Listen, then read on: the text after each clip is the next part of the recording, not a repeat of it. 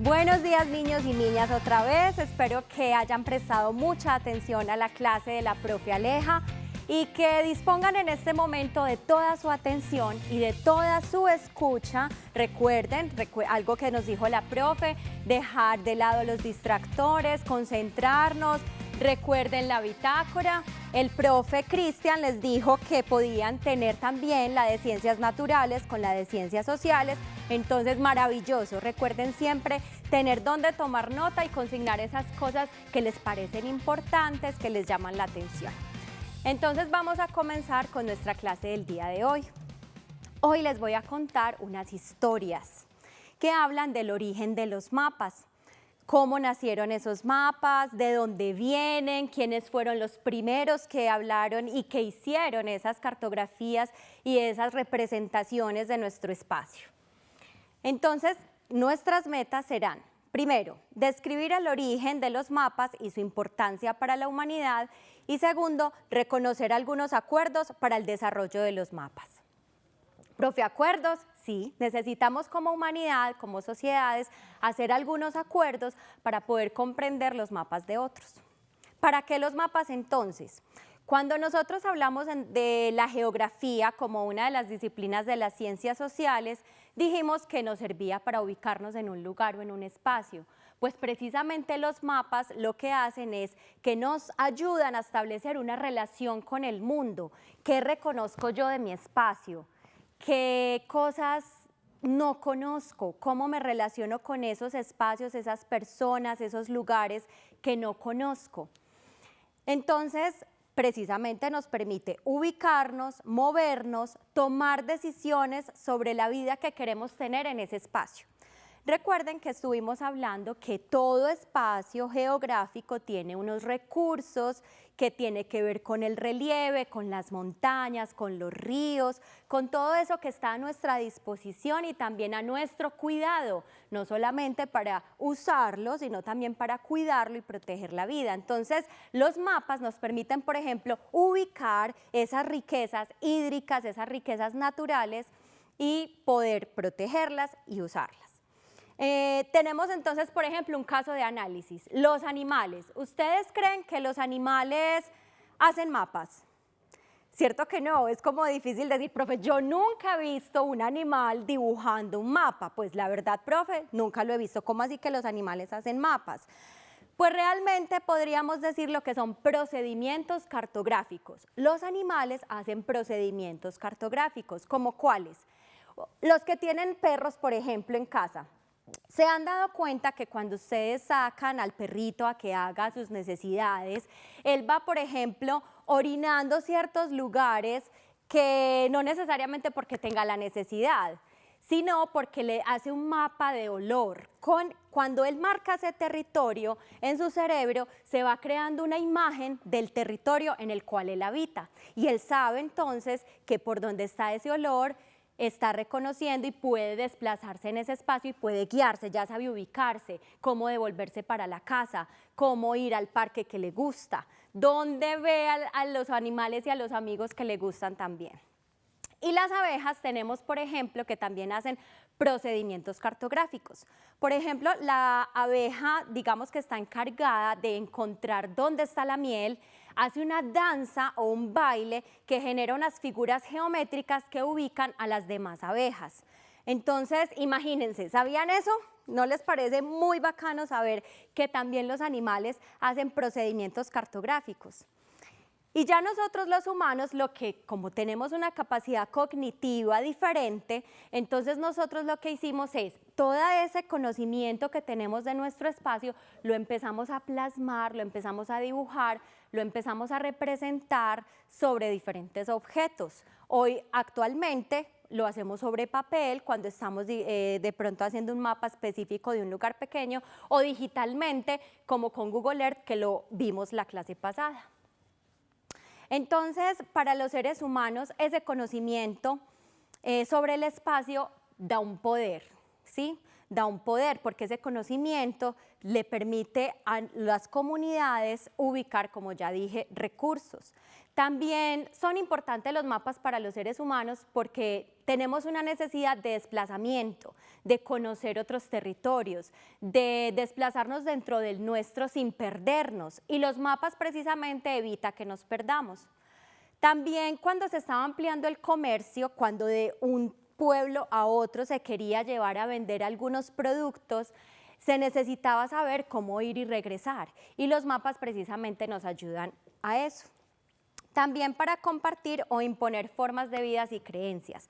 Yo sé que ustedes han escuchado una edad, un tiempo de los seres humanos que se llamó, por ejemplo, Edad Media. Los que no, recuerden unas imágenes de castillos, de caballeros, donde están esas imágenes, esas imágenes vienen de la Edad Media.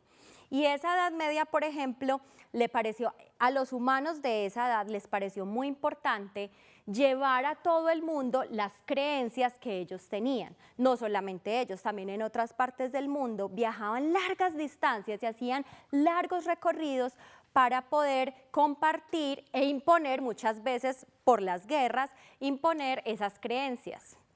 Levantar también imágenes de tiempos y lugares que pudieran permanecer en la memoria. Se sabe que muchas comunidades ancestrales, muchas comunidades primitivas y después muchas civilizaciones plasmaban los mapas para que otras culturas los conocieran o para que su descendencia, las generaciones que venían luego, pudieran recordarlos y pudieran saber cómo habían vivido ellos. Y eso también se hacía a través de los mapas. ¿Cómo fueron entonces esos primeros mapas? Profe, ¿entonces ellos lo hacían en papel o qué otros elementos utilizaban? Bueno, pues los arqueólogos son unos científicos, unos profesionales que nos ayudan a encontrar, digamos, diferentes ruinas de hace muchos, muchos años. Y ellos, por ejemplo, han encontrado que civilizaciones antiguas o comunidades antiguas plasmaban mapas en piedras, en roca, en arcilla, hacían unas tablillas y ahí hacían toda, digamos, la representación de su territorio. También en madera, entonces se utilizaban diferentes instrumentos y también telas, arcilla, madera, piedras, fueron los primeros elementos que se utilizaron para representar esos primeros territorios. ¿Qué se tiene entonces en cuenta para ello? El cielo por encima, voy a leer esta frase, dice así: el cielo por encima de su cabeza y su propia imaginación. Todos sabemos que en ese tiempo no existía ni Google Earth, ni habían satélites, ni ellos podían tomar fotografías desde el cielo. Entonces, ¿qué hacían? Se paraban, ¿sí?, desde el lugar más alto del territorio que tenían, y a vuelo de pájaro o a vista de pájaro, que se llama, es todo lo que puedes ver desde un punto alto, ellos observaban y empezaban a calcular distancias de los diferentes lugares que ellos veían y que querían representar en el mapa. Entonces, para eso se necesitaba mucha imaginación. Se necesitaron entonces muchos acuerdos, como les conté al principio. Profe, ¿cómo así que muchos acuerdos? Sí, recuerdan que habíamos hablado de ciertas coordenadas, norte, sur, oriente, occidente. Pues para cada comunidad podría ser diferente, el norte, el sur, si no estaban, por ejemplo, si no se comunicaban y no habían determinado que el norte, por ejemplo, fuera la estrella polar. Entonces, les tengo un caso. Los egipcios, por ejemplo, en la imagen estaban viendo el río Nilo. El río Nilo desembocaba en el mar Mediterráneo, que quedaba en esta parte del mapa, arriba, ¿sí? Digamos arriba en la imagen. Como el Nilo desembocaba en ese lugar, para ellos el río, la lógica era que iba de norte a sur. Entonces, para ellos el norte se encontraba en la parte de abajo del mapa, y el sur arriba. Entonces, por ejemplo, esos primeros mapas tenían esa rosa de los vientos que nombramos como esas coordenadas al revés para nosotros, pero para ellos estaba bien. Entonces, por eso se necesitaron hacer acuerdos, porque imagínense donde en cada mapa de cada comunidad el norte quedara diferente. Si yo voy a pasar de un lugar, de un país a otro y el norte me cambia, todo se hace más difícil. Entonces, precisamente Ptolomeo fue uno de los cartógrafos, de los primeros cartógrafos que empezó a dibujar esos mapas de acuerdo a la orientación de la estrella polar. Y digamos que de ahí en adelante, esa construcción de mapas fue un acuerdo que el norte iba a ir para todos los lugares de la Tierra hacia la estrella polar, que el norte iba a ir hacia la estrella polar. Entonces, a partir de ahí, ese fue el primer acuerdo de la humanidad para determinar hacia dónde pintar el norte y cómo representar ese territorio. Pero, profe, ustedes se preguntarán en casa, profe, pero si la Tierra es redonda, es una esfera, pues realmente uno puede girarla y uno puede, digamos, determinar desde diferentes lugares un oriente y un occidente. Ustedes yo sé que han escuchado que hay un lugar de la Tierra que se llama Oriente y que el otro es Occidente y que nosotros vivimos en Occidente. Eso también fue un acuerdo, porque en una esfera no hay derecha ni izquierda, ¿cierto que no? Piensen en una naranja, busquen una naranja allá en la casa y obsérvenla. Podrías decir que uno puede decir qué es derecho y qué es izquierdo. Diferente, por ejemplo, a si yo tengo un rectángulo. Yo en un rectángulo puedo decir fácilmente que si estoy frente a esa imagen, esto es derecho y esto es izquierdo. Pero si tengo una circunferencia, por decir algo así, pues es muy difícil, digamos, no se puede determinar físicamente o desde la forma, no se puede determinar, desde la geometría no se puede determinar. Por eso, uno de los acuerdos que se hizo es que como los primeros mapas los hicieron los europeos, digamos, de todo el mundo, no los primeros mapas, sino los primeros mapas que representaban a todo el mundo los hicieron los europeos, ellos dijeron, listo, nosotros somos el centro del mundo. Entonces, por nosotros, que por acá va la línea, por nosotros, acá está África y más arriba está Europa, por nosotros va a pasar la mitad del mundo. Y de aquí para allá va a ser Oriente y de aquí para acá va a ser Occidente. Pero, por ejemplo, si nos paráramos en América, pues nosotros podríamos hacer otras divisiones. Entonces, cada civilización, digamos, como se había creído el centro del mundo y quería ser el punto cero desde donde se viera el resto del territorio, por ello entonces fue importante hacer ese acuerdo, que iban a hacer una línea imaginaria, le dijeron a todos los seres humanos, a todas las comunidades, que se iban a imaginar precisamente una línea que dividía al mundo por la mitad y lo llamaron Meridiano de Greenwich. ¿Por qué lo llamaron así? Porque por ahí está un lugar de Londres que se llama y es denominado de esa manera, Greenwich. Entonces digamos que se lo nombraron el punto cero de la esfera.